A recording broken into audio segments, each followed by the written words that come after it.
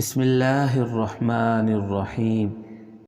جب کسی کام کا ارادہ کیا جائے اور مسنون استخارہ کے لیے مہلت نہ ہو یا مسنون استخارہ والی دعا یاد نہ ہو تو پھر مختصر استخارہ کی دعا اللہم اغفر لی واختر لی، اللہم اغفر لی واختر لی بھی پڑھی جا سکتی ہے، جیسا کہ حدیث شریف میں حضرت عائشہ رضی اللہ تعالی عنہا سے مروی ہے کہ جب آپ صلی اللہ علیہ وسلم کسی کام کا ارادہ کرتے تو یوں فرماتے اللہم اغفر لی واختر لی۔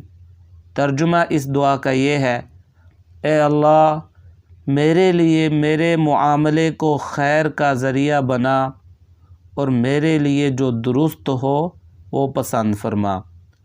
یہ حدیث مبارکہ تحفۃ الاحوذی شرح جامع الترمذی میں موجود ہے۔ عربی عبارت اس کی یہ ہے، عن عائشہ عن ابی بکر الصدیق ان النبی صلی اللہ علیہ وسلم کان اذا اراد امرا قال اللہم اغفر لی واختر لی۔